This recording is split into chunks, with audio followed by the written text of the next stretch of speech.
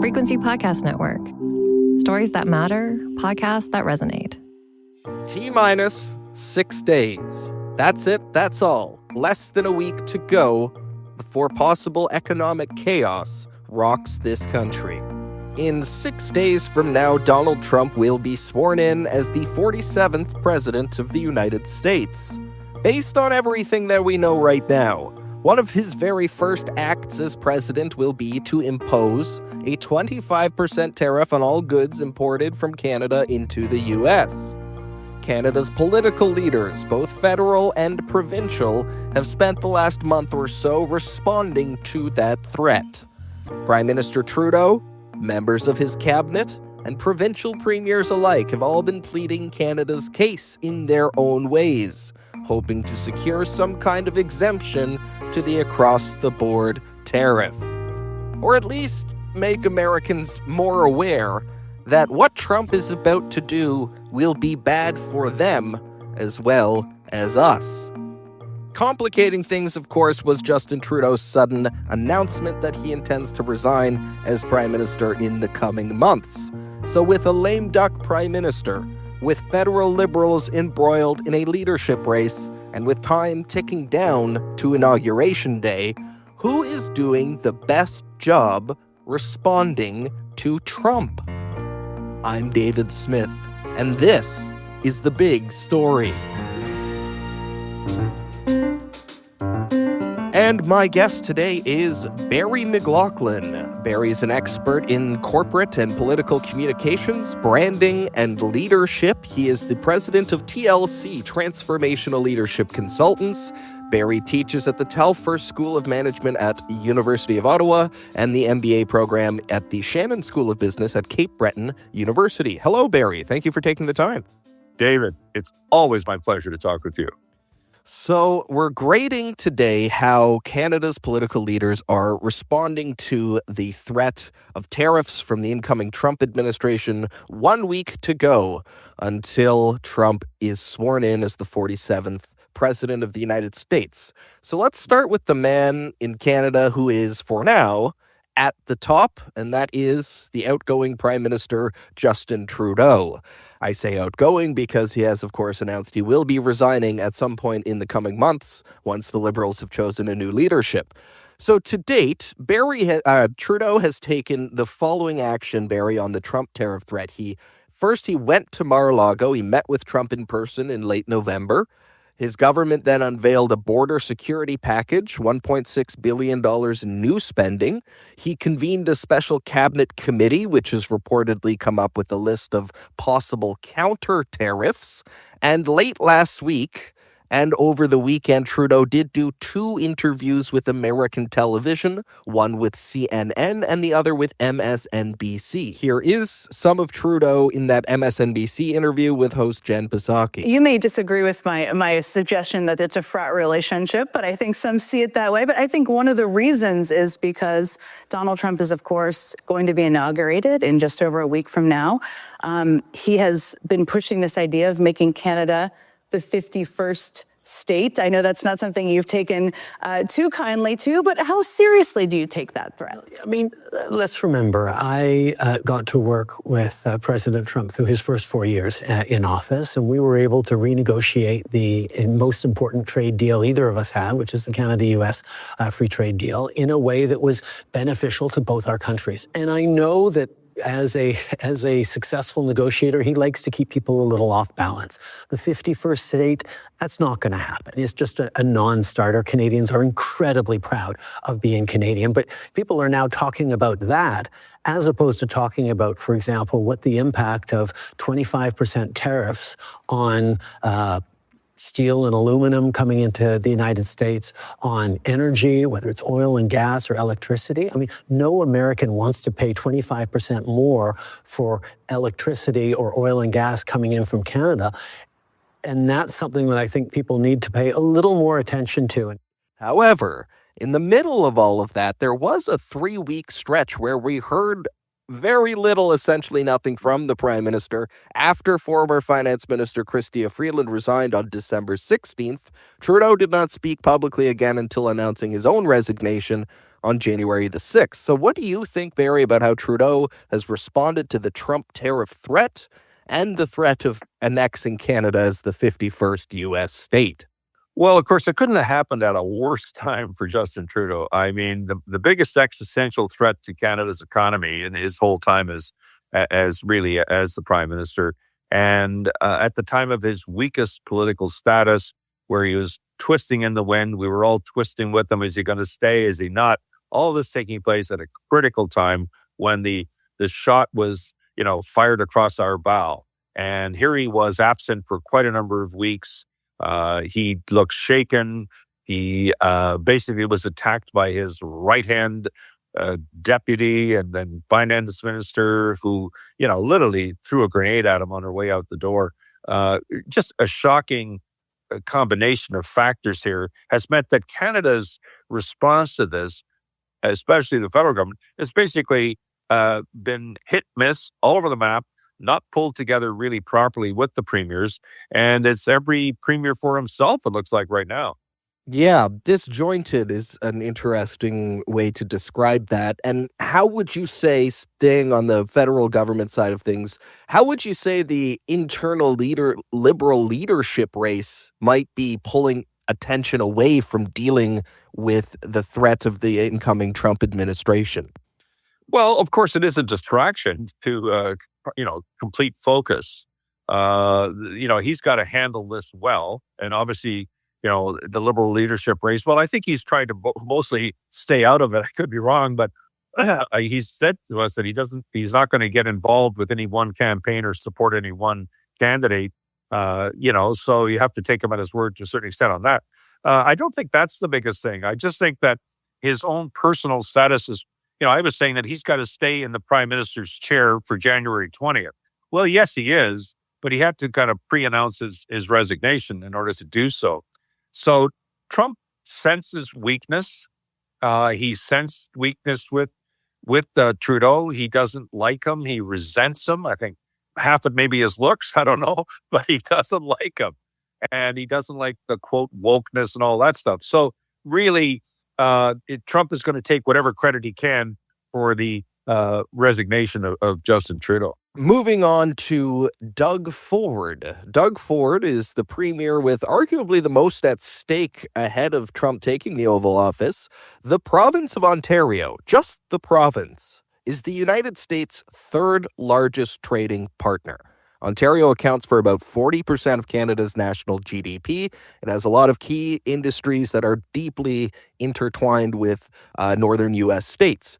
Since about mid-December, Doug Ford has been doing many interviews with American media outlets, print as well as television.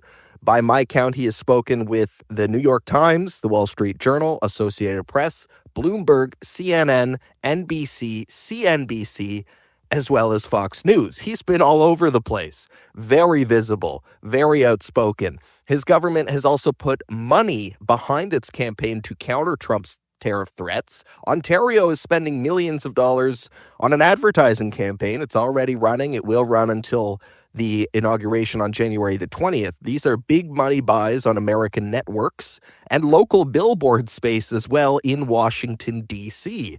So Ontario also released its border security plan and a plan to better integrate the Ontario energy grid with neighboring U.S. states, something that Ford calls Fortress Can-Am. Here's a little bit of Premier Doug Ford in a recent appearance on Fox News Channel with firebrand Fox News host Jesse Waters. What's your problem with the United States absorbing Canada? Well, first of all, Jesse, I love the U.S. I love Americans, and I get it. President-elect Trump is a real estate tycoon. He's made billions. But that property's not for sale. As simple as that. But I have a better idea, Jesse. Why don't we create Fortress AmCan and make sure it's the richest, wealthiest, most prosperous jurisdiction in 2 countries anywhere in the world? We have the critical minerals, we have the energy, we have the electricity that America needs. And there's only one place I'd want to sell it to, and that's the U.S. Some commentators, Barry, have suggested that given the political chaos with the federal government in Ottawa right now, Doug Ford appears to be the captain of Team Canada on this file. What do you think? Well, he'd love to take that mantle. Pretty well there was a vacuum, so Doug Ford filled it. There's no question about it. He was somewhat contradictory in his messaging. He began with threats of cutting our hydroelectricity to New York State, and then suddenly he's now going to double it. He had a few contradictions like that, but I think he's kind of settled now into the zone of it. And you can see with him, it's a combination of carrot and stick. He's trying to emphasize the carrot as much as humanly possible here. And he does it in his own inimitable, if I can pronounce that, way of, being schmoozy, the kind of guy you'd like to have a beer with, a down-to-earth guy, not one of those woke people lecturing you. Ford has that nailed. He's got years of experience, as did his late brother, Rob. So he's really good at that. And in a way, it's a shame that he hasn't met personally with Donald Trump, because I think actually they could hit off very well. So he's done a good job, really, of getting out there. And he's going to the media markets that the Trump people watch. I mean, we mentioned Justin Trudeau. He was on CNN to the left, MSNBC way left. Who's watching that?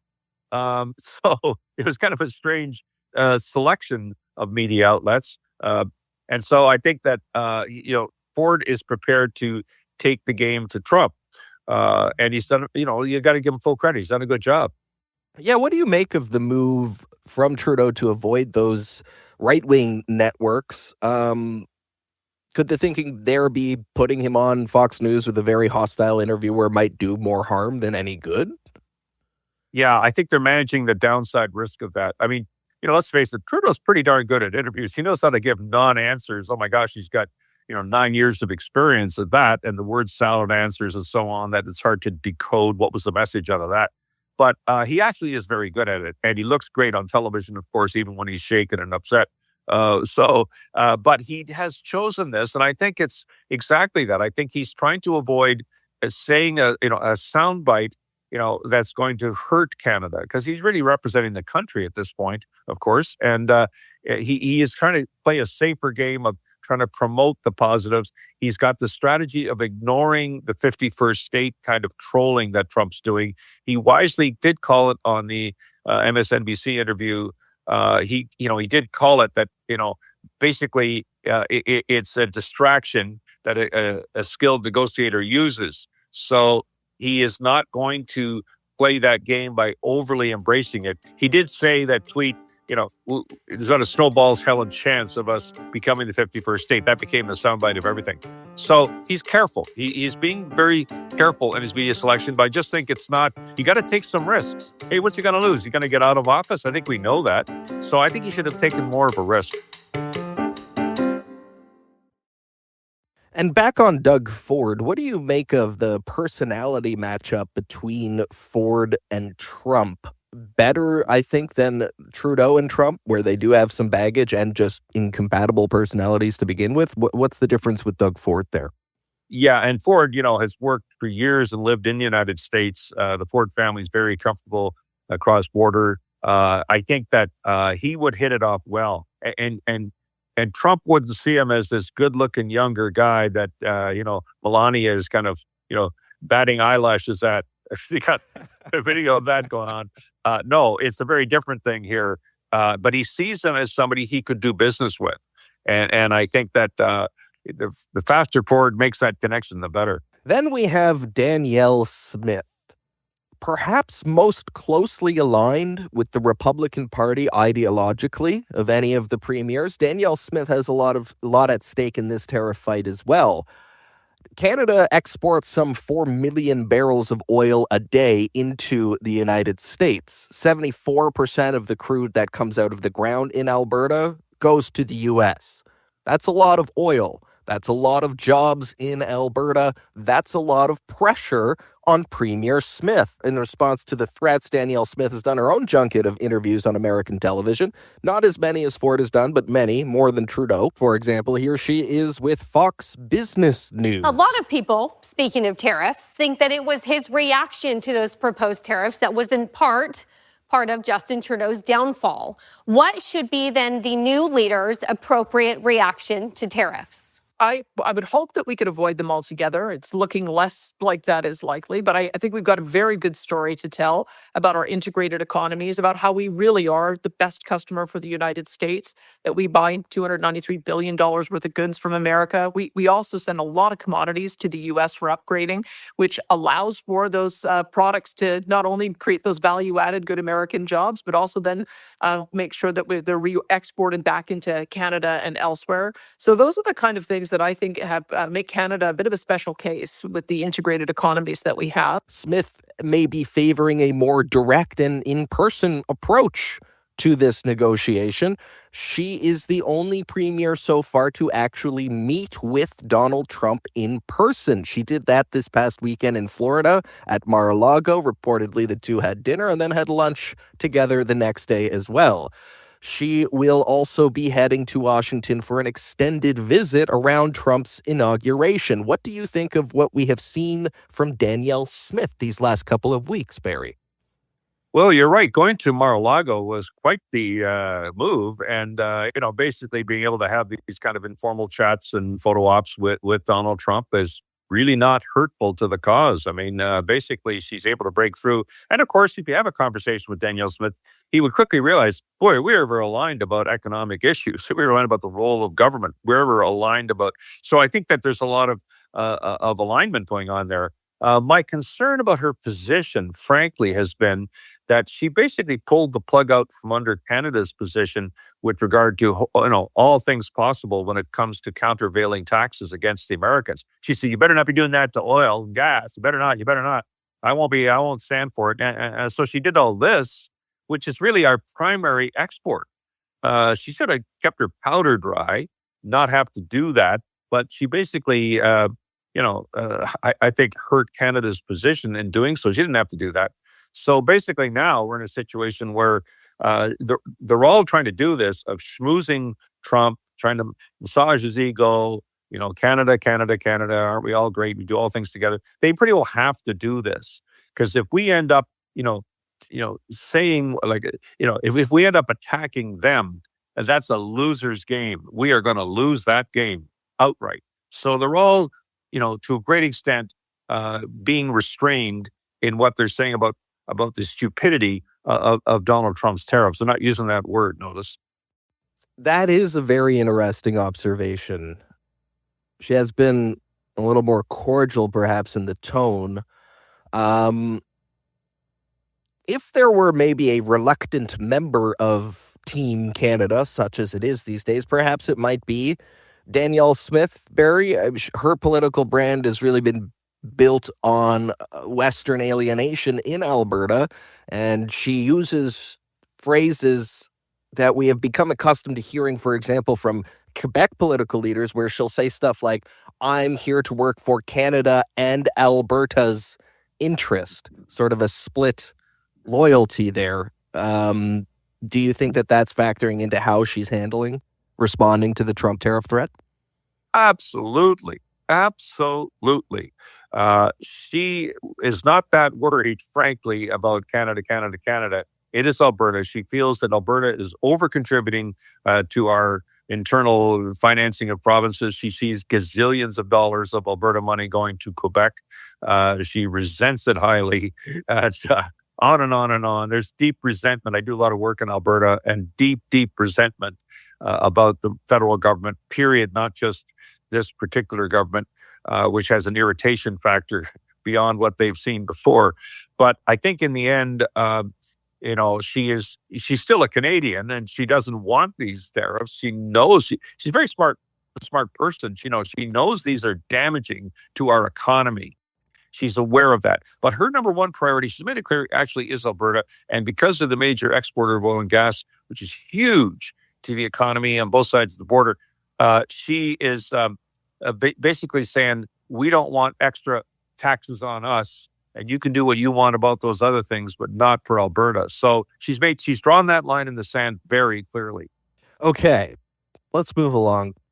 I figure that's going to be very important in, I think, the next act of this play will be Pierre Poilievre. He's poised to become the prime minister if an election is held in Canada, unless things change in a in an astronomical sense. He's been trying to walk a political tightrope here. One thing he has been doing is linking Trudeau's weak leadership to the threat of tariffs from the incoming Trump administration. But in doing that, he's also trying to avoid giving the impression that he is happy to see Trump threatening Canada, even though it is politically advantageous to the Conservatives. You have to criticize Trudeau without sounding un-Canadian. Really, Poilievre hasn't said very much. They have not been flooding the airwaves with their own messaging on this, the Conservatives. He's answered questions when asked about it directly, sticking to his script. He has stated emphatically that no, Canada will never be a U.S. state. But other than that, we haven't heard all that much from Pierre Poilievre on specifics about how he would handle Trump's tariffs if he were to be the prime minister. How do you think Mr. Poilievre has done on this file? Well, you are right to analyze it that way. He is being cool, low-key, restrained, whatever word you want to use in that. He knows that actually you could make a huge mistake on this file. You could just say the wrong thing. Canadians loathe and fear Donald J. Trump. And if he even gets a soundbite implying that, hey, Trump's got a good point here, look out. He actually knows that, so he is being very low key, doing the minimum as you imply, to stand up for Canada. But obviously that will change once we move into an election, outcome that may well be, his victory, and then suddenly he's got to actually be Captain Canada. So it's kind of implied that, a stronger economy, stop doing all this kind of distracting woke stuff, all the things that Donald Trump finds irritating without sounding like he's doing it because of Donald Trump's loathing of Justin Trudeau. He does blame Trudeau for everything. And there's lots to go around, of course, but basically he's trying to keep the focus on him because you know what? He's learned, don't, if your client or your opponent in this case has, started a fire, don't jump into it. Let that happen. And he's really letting Justin Trudeau, really suffer from those flames. And he is not going to be the person that becomes the big voice, because what's his alternative to this? We haven't quite heard it, but he knows that if I step out with my own all kinds of ideas, then he's going to be in trouble. So he has to watch that. In closing today, I'd like to close with some thoughts from you, Barry, on the man at the center of all of this, and that is Donald Trump, about to become the 47th president of the United States. There's two parts, really, to this whole Trump conversation we've been having over the last month and in the past week. Factor number one, tariffs, 25% tariff threat. That's a economic grenade he's throwing into a very lucrative and until recently stable bilateral trading agreement between Canada and the U.S. But then there's also all of this talk, and it's ramped up incredibly fast in terms of his rhetoric about making Canada the 51st state. It was seen as trolling, as joking, as ribbing, whatever you want to call it, until suddenly it became quite serious, and he was on national television taking questions from reporters about it. And in light of that, all of our leaders here in Canada had to respond. That really became the news cycle for the past number of days. So what's his game here? What do you make about this? On the tariffs, on the trolling about the 51st state, why is Trump going about it this way? That's a big question. It's probably half psychological and half political, but I'll say this. I've studied him for 30 years, quite literally. I know people that know him really well. And what you see is largely what you get. A very close friend of his tells me, when you go to dinner with this guy, he won't shut up. He will not stop talking. His wife says nothing. He says everything. He takes all the oxygen in the room. This is his good friend telling me this. So, I'm just saying, this is what you're dealing with here. He is a disruptor. He intends to disrupt the world economy. He intends to, in effect, be the bully boy that America has always been very careful of not being for decades, trying not to come across this way. He's going after his friends before his enemies. He's going after the EU with Denmark. He's going after Panama. He's going after Canada. And the fact that you've done all these wonderful things with us and blah, blah, blah, that washes right over him. He loves tariffs. He believes in tariffs. He believes there's no consequences to tariffs. He said to us on day one of my administration, I will in effect be a dictator. I will set aside the Constitution for the first day. Nobody's quoted that in recent months. Notice that? He said that several times in the campaign. So this could be his one day. And he's a risk taker. He is going to disrupt everything. He's putting in place cabinet ministers that have no business being, cabinet secretaries that have no business being there, and kind of laughs at it and rolls on. He really, we've never seen a political character like this, and I don't know when. And Canada is always trying to, do by the normal rules of conduct and comportment and respect. Well, that went out the window, and don't expect it to come back anytime soon. So we don't know really how to play this game. We're trying our best. The one thing we are doing right is not overly reacting to 51st state trolling. That's all it is. It's trolling. But it is a distraction, and Trudeau got that one right. Trudeau did get that right. You got to focus on the tariffs and stay out of that whole thing that he'd love you to engage him on. And so we've gone as far as we intend to go on that as a country. We should not be going any further on that. So really, this is an era, this is a year, maybe 4 years of complete disruption on all fronts. And we kind of have to batten down the hatches, keep our economy as strong as we can as we try to get through these very rough waters. Barry McLoughlin, thank you so much for your time today. It's always a pleasure to get into the weeds on some of this stuff and pick your brain about how all of this works. Really great conversation today. Thank you again. Thank you, David. My pleasure. And again, that was Barry McLoughlin, president of TLC Transformational Leadership Consultants, expert in issues management, crisis communications, political leadership, and branding. We thank him for his time today. That was The Big Story. You can send us feedback on this episode or any other episode by emailing us at hello@thebigstorypodcast.ca or leave a voicemail at 416-935-5935. You can find us on the Seeker app or any other of your favorite podcast players. Please rate, review, follow, and share. Until next time, I'm David Smith. Thank you for listening.